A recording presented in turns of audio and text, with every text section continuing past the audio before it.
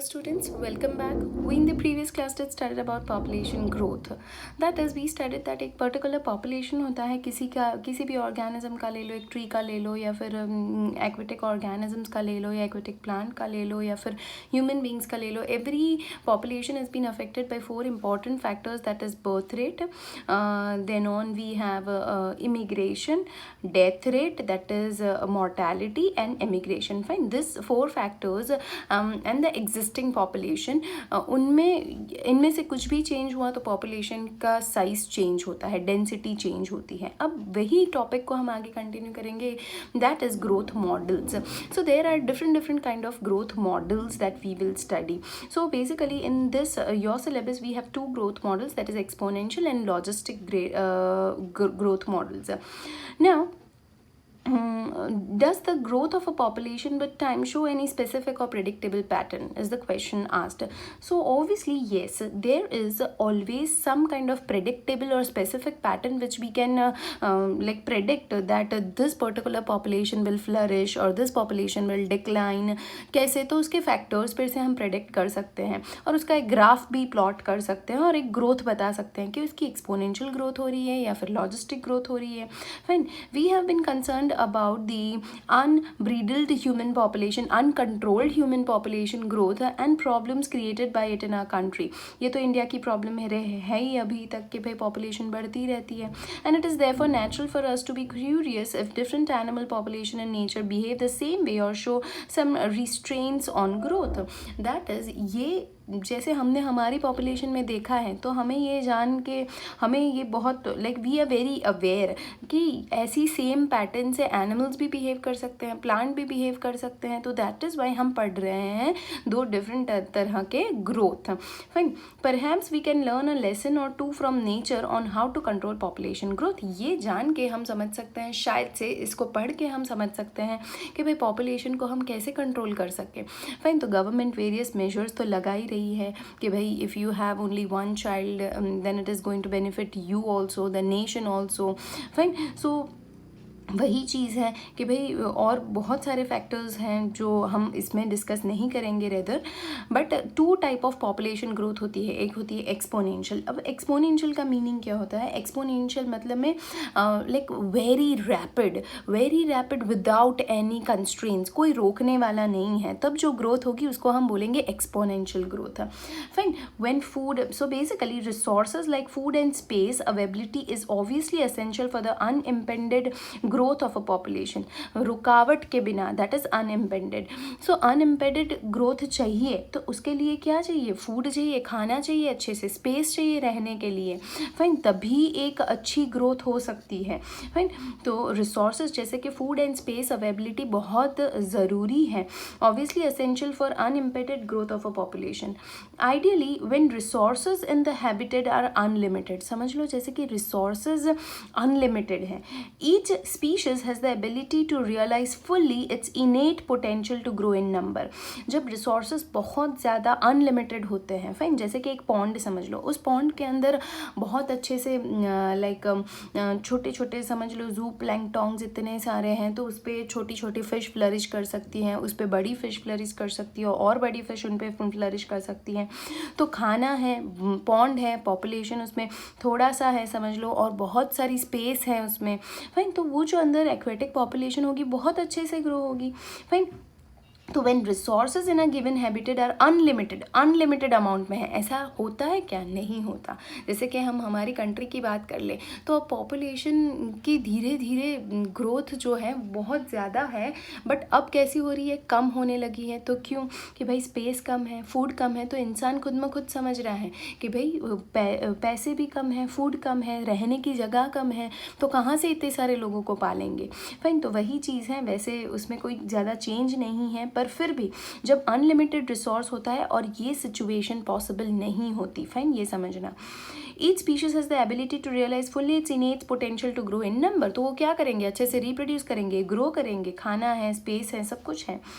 As Darwin observe while developing his theory of natural selection. ये किसने बोला था? डार्विन ने बोला था। डार्विन ने जब नेचुरल सिलेक्शन की थ्योरी फ्रेम की थी तब उन्हें, that is survival of the fittest, तो वो पर्टिकुलर जो है पर्टिकुलर एरिया में पर्टिकुलर ऑर्गेनिज्म कैसे सर्वाइव कर सकता है, तो जब उसको अच्छे से खाना मिलेगा, अच्छे से स्पेस मिलेगी, तब वो अच्छे से रिप्रोड्यूस करेगा, और वो अच्छे से रिप्रोड्यूस करेगा, अडाप्ट कर सकेगा अच्छे से, और फिर क्या करेगा, अच्छे से वो फ्लरिश कर सकेगा, फाइन, और वो रह जाएगा पर्टिकुलर एनवायरनमेंट में। तो ये डार्विन ने बोला था, फाइन, कि एक्सपोनेंशियल ग्रोथ कब होती है? जब फूड और स्पेस बहुत अच्छे से होता है। Then the population grow in an exponential manner. किस मैनर में ग्रो होता है? एक्सपोनेंशियल, और उसको हम बोलेंगे जियोमेट्रिक फैशन भी बोल सकते हैं, fine. If population of size n, population कितनी है समझ लो, उसकी ओरिजिनल पॉपुलेशन है capital N, the birth rates are small b, fine, represented as small b, and the death rates are represented as small d, fine. अब ये जो birth rate और डेथ रेट है, that is the total number but per capita birth बोला गया है और per capita death बोला गया है। So basically when the total number is n, when the birth rate is b, when the death rate is small d, then the increase or decrease in the population, that is capital N, during the unit time, during a given time t, that is for a year, for 2 years, for 5 years, whatsoever it could be the time, fine. Then the increase or decrease in the population, that is capital N, the increase or decrease in the population could be calculated by the following formula, fine. Using the time period t could be calculated by dn by dt, that is the time rate of change of population, fine. That is a derivation of the total n upon t could be calculated by b minus d, that is birth rate minus the death rate multiplied by the total number of population, fine. Wherein b minus d जो है उसको हम क्या ले रहे हैं? Small r, b minus d, that is r into n। अब r क्या है? तो b minus d का जो रेशियो होता है, जो वैल्यू होती है, उसको हम बोलेंगे r।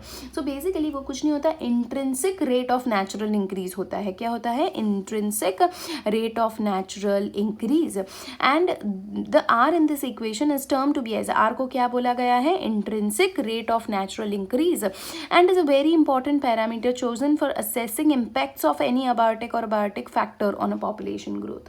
So basically r क्या है? b minus d, birth rate minus the death rate, उसका जो नंबर आएगा उसको हमने बोला है r, उसको सिर्फ बोला है r। अब ये जो r की वैल्यू होती है, वो जितना r का वैल्यू ज़्यादा, समझना आप, जितना r का वैल्यू ज़्यादा है उसका मतलब है कि बर्थ रेट ज़्यादा है और डेथ रेट कम है। उसका मतलब है कि वो ऑर्गेनिज्म बहुत अच्छे से अडेप्ट कर पा रहा है और पर्टिकुलर एनवायरनमेंट में, और बहुत अच्छे से ग्रो हो रहा है। So basically more the r, more the fitness of an organism in a given environment, fine. बहुत अच्छे से फिट हो रहा है, बहुत अच्छे से वो स्पेस, वाटर, फूड सबको यूटिलाइज करके रिप्रोड्यूस कर रहा है, और बर्थ रेट उसकी ज़्यादा है। सो बेसिकली जब आपको पॉपुलेशन, एक्सपोनेंशियल पॉपुलेशन कैलकुलेट करनी होती है, तो dn by dt is equal to b minus n into n, b minus d into n, that is the original population. अब b माइनस डी क्या है? तो उसको हमने डिनोट किया गया है as r, that is r is nothing but intrinsic rate of natural increase. अब ये जो इंट्रिंसिक रेट है वो क्या बताता है कि वो पर्टिकुलर ऑर्गेनिज्म कितना अडेप्ट हो रहा है to a given environment. More the r, more the fitness of an organism in a given population, fine. Now so कि भाई वो कैसे अबायोटिक और बायोटिक फैक्टर के सामने लड़ रहा है और कैसे एडजस्ट कर रहा है। तो जितनी ज़्यादा आर होगी, मतलब में जितनी बर्थ ज़्यादा है और डेथ कम है, फाइन। अब आर की वैल्यू डाउन हो रही है, उसका मतलब क्या हो रहा है कि भाई डेथ रेट ज़्यादा है, मतलब में वो पर्टिकुलर एनवायरनमेंट में सर्वाइव नहीं कर पा रहा, वो अबायोटिक बायोटिक फैक्टर से कम्पीट नहीं कर पा रहा, फाइन। तो आर एक बहुत इंपॉर्टेंट टर्म है। To give you some idea about the magnitude of r values for the Norway rat, मतलब में ये एग्जाम्पल दी गए हैं। आप 2 एग्जाम्पल को याद रख सकते हैं, पर आपको कभी कैलकुलेशन के लिए एग्जामिनेशन में ऐसे सम्स नहीं दिए जाते। To give some idea about the magnitude of r values, the Norway rat the r is 0.015 and for the flour beetle it is 0.12। in 1918 the value of human population in R in India was 0.0205, fine. So this is you can also find the current value of R for the human population in our country. What is the R value, either it is increasing or either it is decreasing than that which was calculated in the year 1981 and which has been calculated on the basis of the per capita birth and the per capita death. Fine. So that is for आपको are calculate करना होगा तो आपको current birth rate और death rate की ज़रूरत पड़ेगी, फिर आप इजीली आर की वैल्यू को कैलकुलेट कर सकते हैं. अभी के लिए आप ये जो वैल्यूज़ दो दी गई है फॉर एग्जांपल याद रख सकते हैं. यही जो इक्वेशन है अभी हमने जो पढ़ा dn/dt is equal to r into N, वही इक्वेशन जो है yes the above equation describe the exponential और the geometric growth. Exponential growth भी बोल सकते हैं इस इक्वेशन से, हम वो भी फाइंड कर सकते हैं. साथ ही साथ हम क्या फाइंड कर सकते हैं, ज्योमेट्रिक, मतलब में उसको एक्सपोनेंशियल ग्रोथ को ज्योमेट्रिक ग्रोथ भी हम बोलते हैं. So the graph that you can see in read that is nothing but the exponential growth. Can you see the steep slope, it is increasing at a very steady rate. Fine, थोड़े ही time में वो बहुत ज़्यादा grow करता है क्योंकि इसके पास अच्छी फूड है, अच्छी स्पेस है, फाइन, एंड अनलिमिटेड रिसोर्सेज हैं. तो that is geometric growth, exponential growth, where in you can calculate the exponential growth dn/dt by the formula r into n. Very simple. dn/dt is equal to r into n. r is b minus d. Fine. Now that results in a curve. तो आपको याद रखना है जब exponential growth होती है तो कैसा कर्व होता है, तब होता है जे शेप्ड कर्व. आप देख सकते हैं जे शेप्ड कर्व बनता है. फाइन, तो it results in a J shaped curve when we plot the N in relation to time. That is when we plot the density of the population dn/dt along with the time we can get a J shaped curve. एक J shaped curve मिलता है in the exponential और the geometric one. Fine.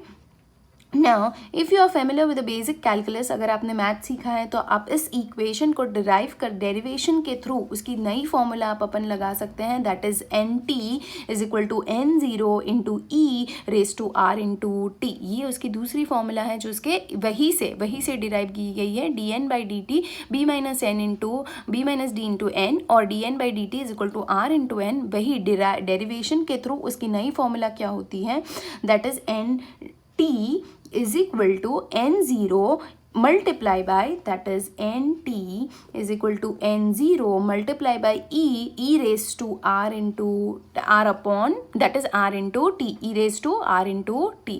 Basically NT क्या होता है, population density after a given time span, कि भाई 1 साल बाद 2 साल बाद कितनी होगी, तो that is NT. फिर वो कैसे कैलकुलेट की जाएगी, तो N0 क्या होता है, population at a given time, at time 0. जो हमने बिगनिंग ले लो या फिर टाइम 0 ले लो, स्टार्टिंग से उस पॉपुलेशन क्या था, उसका स्टार्टिंग पॉपुलेशन क्या था वो भी हो सकता है, या फिर उसकी वैल्यू 0 से, टाइम 0 से कितनी थी, जो आपने टाइम लिया है, हमने रेफरेंस के लिए जो टाइम लिया है उसको हम बोलेंगे टाइम 0, समझ लो. फाइन, जैसे कि हमें कैलकुलेट करनी है 2002 की और हमने रेफरेंस लिया है 2001 का. फाइन, तो उस टाइम के पॉपुलेशन को हम बोलेंगे population density at time 0. Fine, multiply by, और हम कैसे कैलकुलेट कर सकते हैं, population density at the beginning, starting में उसकी क्या पॉपुलेशन थी उधर, multiply by E, that is the base of the natural logarithm, जिसकी वैल्यू हमने ली है 2.71. ये आपको याद रखनी है, 2.718, इतना याद रखेंगे तो चलेगा. Raise to the intrinsic factor of the natural increase multiply by the time spend, 1 साल 2 साल कितना गैप है, तो वो होगा स्मॉल t. फाइन, तो this is the formula which is the same formula as this to calculate the exponential growth और the geometric growth of the population when the food resources and everything is in abundant. Fine. So basically यही चीज़ हमने सीखी है. Next हम सीखेंगे that is logistic growth. अब logistic growth का basically मतलब क्या होता है. Now when we talk about the logistic growth, no population of any species in nature has its disposal unlimited resources to permit exponential growth. तो ये आपको याद रखना है, एक्सपोनेंशियल जो ग्रोथ है वो पॉसिबल नहीं है. फाइन, क्यों पॉसिबल नहीं है, बिकॉज वो कब तक ऐसी स्टडी की स्टडी ग्रो होती रहेगी, समझ लो. ऐसी पॉपुलेशन जो है वो कैसे कंटिन्यू ऐसे ग्रो होती रहेगी. ऐसा तो एक टाइम आएगा कि उसकी स्पेस रिसोर्सेज कम पड़ जाएंगे. फाइन, तो this is practically impossible situation. So ये जो लॉजिस्टिक ग्रोथ होती है वो लॉजिकल ग्रोथ होती है. ऐसी सिचुएशन होती है नेचर में कि भाई पर्टिकुलर टाइम आने पे, मतलब में वो टाइम के साथ धीरे धीरे ग्रो करती है. जैसे कि लैग फेस में होती है, फिर लॉग फेस में आती है और फिर एक स्टेडी फेस में आ जाती है. फाइन, स्टेडी फेस मतलब में उसके बाद वो अपने लाइक टाइम के साथ धीरे धीरे ग्रो होती है but to a like given limit. Fine, उसके बाद वो ग्रो नहीं हो सकती. क्यों ग्रो नहीं हो सकती, बिकॉज उधर स्पेस नहीं होती, फूड नहीं होता, रिसोर्सेज नहीं होता, तो वो कैसे ग्रो करेगा. Fine. So this logistic growth is something which is logical and that is why the name is given logistic growth. No population can have an unlimited resources and have exponential or geometric growth. Fine. This leads to competition between individual for limited resources. हमेशा ऐसा ही होता है, जो limited resources होते हैं उसके लिए like organism के बीच में कंपटीशन होता है. जैसे कि ह्यूमन बीइंग की बात कर ले, हम सभी काम करते हैं in order to utilize food. We give money for our food and then on we use it. Fine. we compete for the space also. Fine. Everything, even every particular एक छोटा सा कोई भी सिस्टम ले लो, एक एक्वेटिक सिस्टम है, एक छोटा सा पॉन्ड है, लेक है, उसमें भी बहुत कंपटीशन होता है.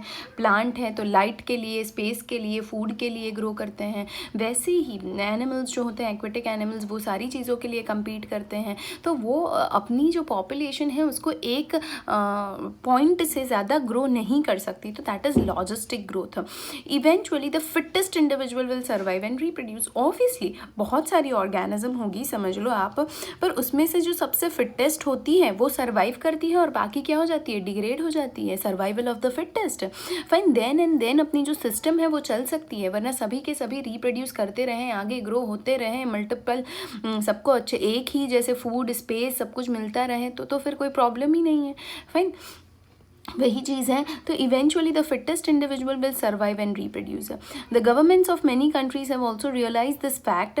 ये ग्रोथ पे से गवर्नमेंट ने भी ये चीज़ सीखी है, this fact, and introduce various restrain with a view to limit human population growth. जैसे कि हम चाइना की बात कर ले तो उसमें बहुत अच्छे से दिया गया है, if you have one child then the government will like give every what we say, the everything for the particular child will be financed by the government. Fine. The education and everything will be financed by the government, but if you have two child, the government will not give a single penny to any of the child. So this is the thing that they have, this is the policy that they have come up with in order to restrain the human population.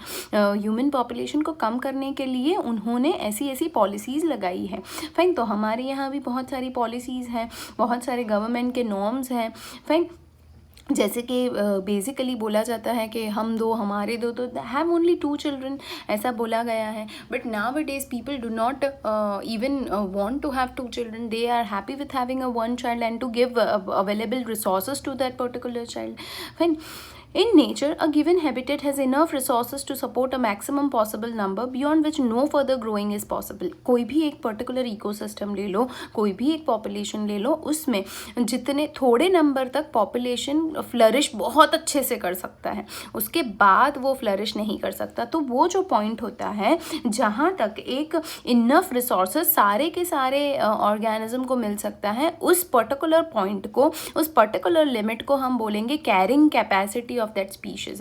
Carrying capacity मतलब में, जैसे कि आप ये point देख सकते हो, ये पॉपुलेशन धीरे धीरे ग्रो हो रही है, फिर थोड़ी फास्ट एक्सपोनेंशियल ग्रोथ हो रही है, फिर वो स्टडी हो जा रही है. क्यों? क्योंकि this population has reached a limit which is term to be as the carrying capacity indicated by capital K. So this is nothing but the carrying capacity. Carrying capacity मतलब में ऐसी लिमिट जब तक जो पर्टिकुलर पॉपुलेशन को अच्छे से food, space, resources बहुत अच्छे से मिल सकता है. अब समझ लो यही पॉपुलेशन इससे ज़्यादा ग्रो करती, तो ज़्यादा ग्रो कर रही है, तो उसको अच्छे से बहुत सारे लाइक पॉपुलेशन जो है अंदर कंपटीशन का लेवल और ज़्यादा बढ़ जाएगा, क्योंकि वो पॉपुलेशन कैरिंग कैपेसिटी से आगे ग्रो हो रही है. फाइन.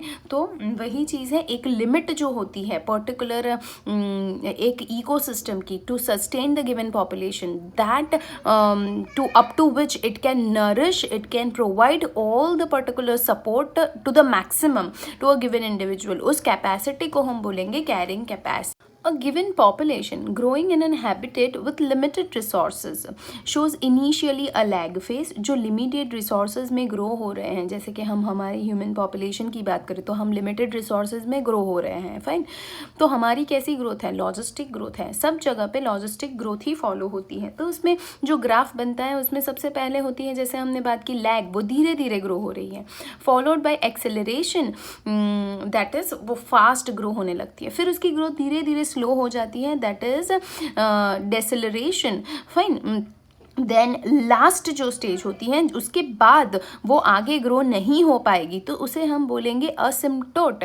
दैट इज असिम्प्टोट मतलब में होता है कि वो अब कैरिंग कैपेसिटी तक पहुंच गई है, उसके बाद वो आगे ग्रो नहीं करेगी। तो बेसिकली उसके 4 फेस होते हैं जो हम देख सकते हैं, जैसे कि ये धीरे धीरे ग्रो हो रही है, फिर फास्ट ग्रो होने लगती है, फिर धीरे धीरे स्लो होती है, और एक ऐसा पॉइंट आता है जब उसके बाद वो आगे ग्रो नहीं हो सकती as it has reached its carrying capacity. Fine, that is a plot of n in relation, जैसे कि हमने ये देखा तो वो जो एक्सपोनेंशियल में हमने मिल रहा था जे शेप कर्व, अब इसमें हमें मिल रहा है सिग्मॉइड कर्व। ये ऐसा वाला जो कर्व हमें मिलता है उसे हम बोलते हैं sigmoid curve. Fine, and this is also term to be as Verhulst Pearl logistic growth. ये आपको याद रखना है क्योंकि ऐसा पूछा जा सकता है, write a note on Verhulst Pearl's logistic growth. Fine, so basically it is nothing but the logistic growth curve which gives us you the sigmoid curve. और ऐसे भी क्वेश्चन हो सकता है, ड्रॉ अ सिग्मॉइड कर्व और a J shape curve and explain it. Fine, and it could be calculated by the following formula that is D N by D T. जैसे हमने इसमें कैलकुलेट किया था, D N by D T is equal to B minus N multiply by B minus D multiply by N. वैसे इसमें है D N by D T is equal to R multiply by N, that is are multiply by n multiply by K minus n carrying capacity minus original population divided by the carrying capacity. ये formula आपको याद रखना बहुत ज़रूरी है। आपको sums नहीं होंगे पर फॉर्मूला याद रखना ज़रूरी है। एन क्या होता है, population density at a given time T. के क्या होता है, कैरिंग कैपेसिटी। वैसे ही आर हमने पढ़ लिया है, intrinsic rate of natural increase. Since resources for the growth of most of the animal population are finite, obviously हमने पढ़ा इनफाइनाइट कहीं भी नहीं होता, सब जगह पे फाइनाइट ही होता है। रिसोर्सेज जो होते हैं वो फाइनाइट होते हैं, अनलिमिटेड कभी नहीं हो सकते। तो finite and become limiting sooner और लेटर। किसी किसी एरिया में क्या होता है कि भाई जो रिसोर्सेज हैं वो बहुत रन तक चले सकते हैं, ऐसे हैं, तो उनके लिए रिसोर्सेज हैं बट वो भी फाइनाइट है, कभी ना कभी तो ख़त्म होंगे ही। The logistic growth model is considered as the most realistic one. ये एक्चुअली जो है लॉजिस्टिक ग्रोथ ये पॉसिबल है और यही होता है हमारे एनवायरनमेंट में। फाइन, ना कि एक्सपोनेंशियल ग्रोथ जो पॉसिबल नहीं है just because of unlimited resources नहीं हो पाते। फाइन, वो कभी ना कभी तो ख़त्म होते ही हैं। Fine, so this is all related to the exponential growth and the logistic growth models. Fine, we will in the coming class shall study about life history variation and a very important topic, that is population interactions between the different organisms. Thank you.